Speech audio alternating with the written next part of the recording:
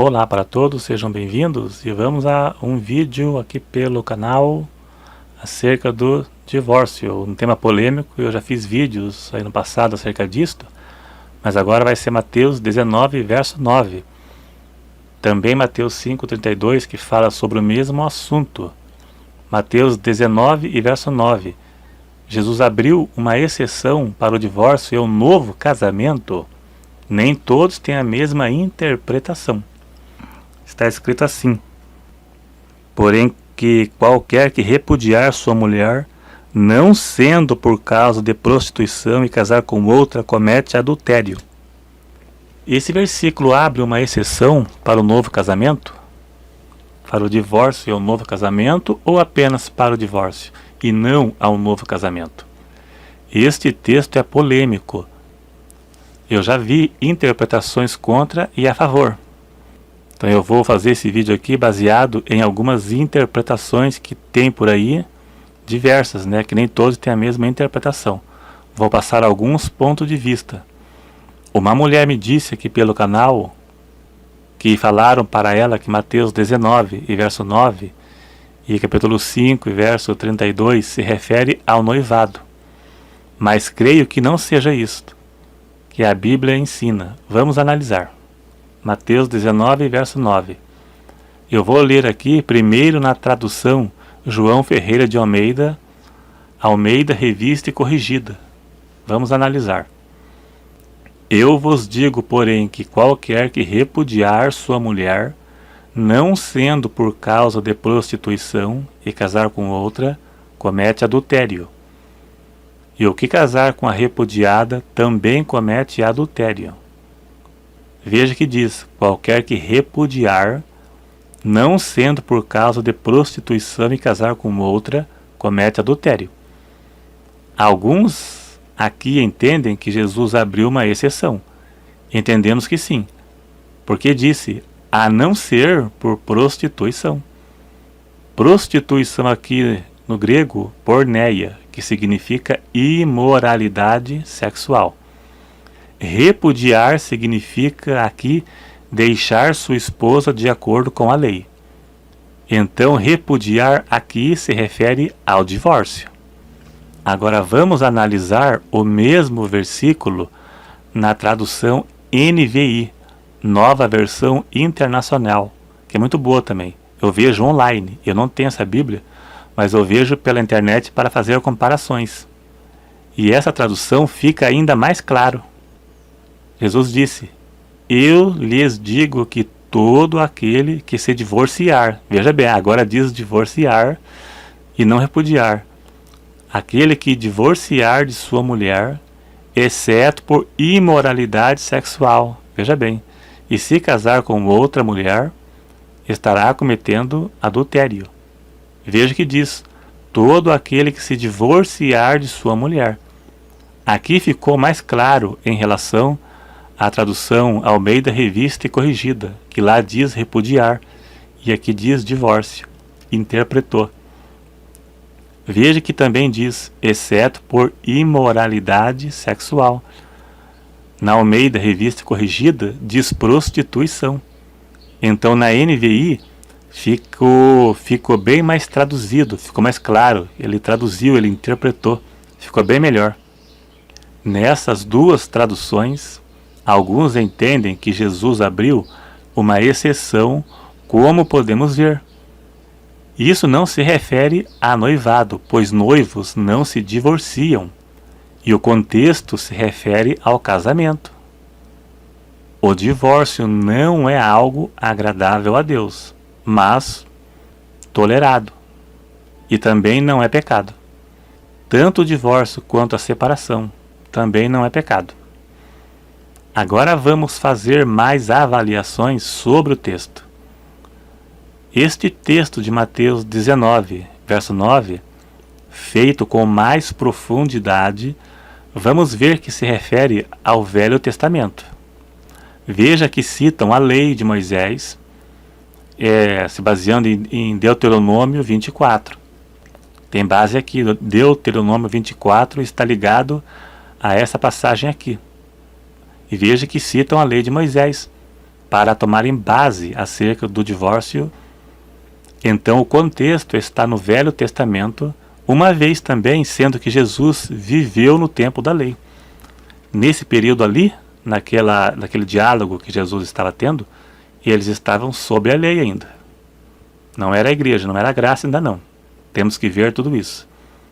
Quando Jesus censura o divórcio, lá em Mateus 19:9, não estava se referindo para alguns, né? Alguns interpretam assim.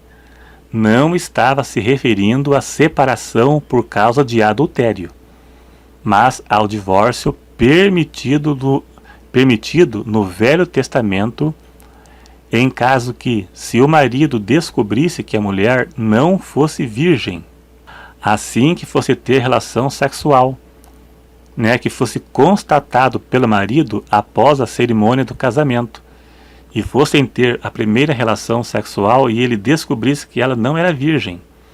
Deus permitiu o divórcio nessa condição. Vamos ler Deuteronômio 24, verso 1, para melhor compreensão. Quando um homem tomar uma mulher e se casar com ela, se ela não achar graça a seus olhos, por haver ele encontrado nela coisa vergonhosa, far-lhe-á uma carta de divórcio. Coisa vergonhosa. O que será na hora do casamento? Encontrar nela algo vergonhoso assim que casar? O que pode um homem encontrar de indecente em uma mulher ao casar com ela? O sentido mais provável é que descubra que sua mulher não é virgem. É o mais provável, embora o texto não deixe claro, mas o mais provável era isto. No ato do casamento, o que mais que eles achariam nela? Não ser virgem. Vamos compreender isto? Embora o texto não deixe claro, mas vamos ver aqui. Em caso de traição depois do casamento, o Velho Testamento determinava a dissolução do casamento com a execução das duas partes culpadas. Veja bem, veja a diferença. Levítico 20, verso 10, Êxodo 20, verso 14. Em caso de traição, eram executados as duas partes culpadas. E com a morte do culpado, o inocente ficava livre para se casar de novo. Romanos 7, verso 2, 1 Coríntios 7, 39. E observe que Jesus fez referência à lei do Velho Testamento acerca do casamento. Estes preceitos foram de acordo com a lei. No Novo Testamento, a Bíblia não dá margem para o novo casamento quando um casal crente se separa. 1 Coríntios 7,11. Se porém se apartar, que fique sem casar ou reconcilie com o marido. Se porém se apartar. Separação agora, no Novo Testamento, no nosso tempo, não é pecado. Mas se o crente separar, ficará sem casar, ou então se reconcilia. E isso foi dito para os crentes de Corinto, na mesma dispensação em que vivemos hoje. A graça, a igreja, é a mesma. Então o crente convertido, separado, não pode mais casar, tem que se reconciliar. A realidade é que está na Bíblia. Alguns dizem que Mateus 19, verso 9, se aplica para o crente de hoje, caso seja traído, ficando livre para o novo casamento. Alguns também interpretam 1 Coríntios 7,15, que está escrito assim: mas se o descrente se apartar, aparte-se, porque neste caso o irmão ou a irmã não está sujeito à servidão. Servidão aqui é interpretado por alguns como sendo o caso do crente abandonado pelo descrente está livre para se casar de novo com outro. E outros dizem que o texto não fala nada que pode casar de novo. Então, de novo, tem mais de uma linha de interpretação. Existem alguns pontos de interrogação acerca do divórcio e o segundo casamento. Por exemplo, uma pessoa que veio para o Evangelho num segundo casamento, é válido ou não? A questão bíblica sobre o assunto só se aplica para crentes? Esta pessoa estará em adultério? Alguns dizem que a Bíblia diz que Deus não leva em conta o tempo da vossa ignorância. Atos 17 e 30. e que essa regra passará a valer a partir da conversão. Então, nesse caso, será válido a partir do momento da conversão ou terão que se separar? Como fica? Tem mais de uma linha de interpretação, nem todos interpretam igual. O casamento é algo sério diante de Deus. Não é algo para ser feito para um certo momento e depois dissolvido de qualquer forma, por qualquer motivo, e se casar com outro. Não é assim que ensina. Eu li num livro que o casamento é igual o purê de batata. O purê de batata é a fusão, é a mistura de leite com batata. Se a pessoa se arrepender de fazer purê, não tem como mais separar o leite da batata. Não tem como mais. Misturou leite com batata, não tem mais volta. Você amassou os dois, fez aquela pasta ali, aquela massa, não tem mais volta. E é da mesma forma o casamento. O casamento é a fusão. Uma só carne. Dois juntos, 1 mais 1 igual a 1. Dois juntos, união. Uma só carne, um só homem e uma só mulher. 1 mais 1 igual a 1. É a fusão, uma só carne, separada pela morte. O que Deus uniu, não separe o homem.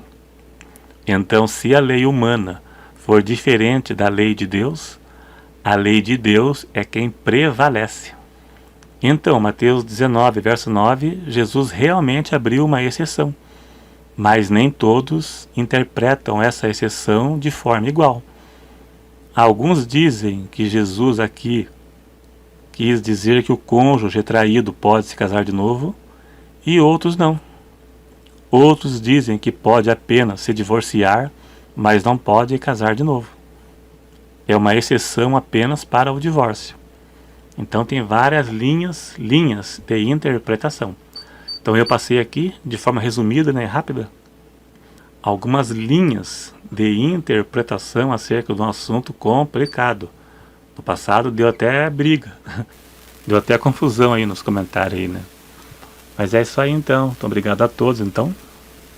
Clique em gostei, se inscreva no canal e até o próximo.